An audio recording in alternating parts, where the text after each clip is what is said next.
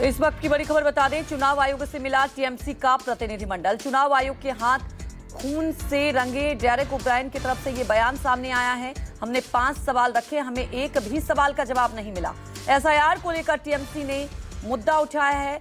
चुनाव आयोग ने कहा बीएलओ पर कोई दबाव नहीं। तो चुनाव आयोग से आपको बता दें कि टीएमसी का प्रतिनिधिमंडल मिलने पहुंचा था, लेकिन साफ तौर पर कहा गया कि जो 5 सवाल थे उसका कोई भी जवाब नहीं मिला। एसआईआर को लेकर चुनाव आयोग पर लगातार टीएमसी हमला बोल रही है और आज जब मुलाकात हुई इसके बाद भी साफ तौर पर कहा गया कि कोई भी जवाब नहीं मिला, किसी भी बात पे कोई क्लैरिटी सामने नहीं आई। एक तरफ बीएलओ की जो हत्या हो रही है, जो बीएलओ की मृत्यु हो रही है, उस पर भी सवाल उठाया गया टीएमसी की तरफ से, लेकिन टीएमसी का कहना है कि चुनाव आयोग का इसके तरफ भी कोई साफ प्रतिक्रिया सामने नहीं आई। चुनाव आयोग का कहना है कि बीएलओ पर कोई दबाव नहीं है। हमारे सहयोगी दिल्ली से प्रशांत देव लाइव जुड़ चुके हैं। प्रशांत, जानना ये चाहेंगे, लगातार एसआईआर को लेकर टीएमसी बड़ा हमला कर रही है। आज मुलाकात हुई चुनाव आयोग से, क्या हुई मुलाकात में, उसके बाद क्या कुछ निकलकर सामने आया?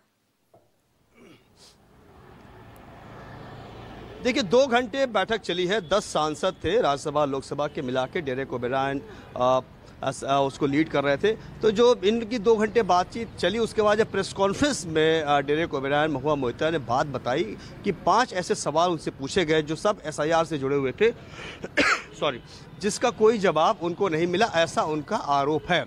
जिसमें कि ये सवाल था कि बिहार में जब एसआईआर हुआ तो जो घुसपैठ की बात कही जा रही है, वो घुसपैठ की लिस्ट सामने नहीं आई अभी तक।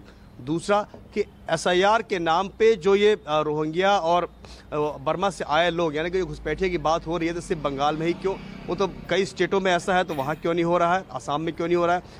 और दूसरी बात की जो इनको नाम जोड़ने और काटने हैं बिना एसआईआर के भी वो संभव है, ऐसा महुआ मोइत्रा ने आरोप लगाया। तो फिर एसआईआर करके बंगाल में इस तरह की कार्रवाई क्यों की जा रही है। दूसरा कि पूरे प्रोसेस पर सवाल उठाया गया।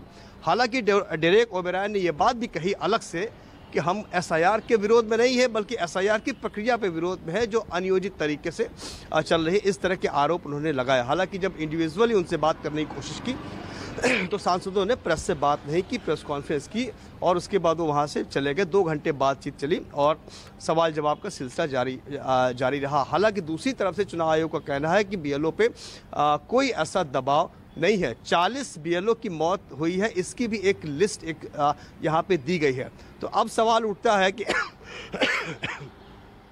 इस संदिग्ध परिस्थितियों की मौत की जांच कौन करेगा? क्या चुनाव आयोग करेगा या वहाँ की स्थानीय प्रशासन करेगी, लोकल पुलिस करेगा? तो ये आगे बात कैसे साबित होगी कि आत्महत्या किन परिस्थितियों में हुई या साधारण मौत है, आत्महत्या है, ये तमाम अब जांच का विषय है, विवाद का विषय है। 5 सवाल जो किए गए उसका जवाब नहीं मिला, ये टीएमसी की तरफ से कहा गया। हमारे साथ जुड़ने के लिए आपका बहुत बहुत शुक्रिया।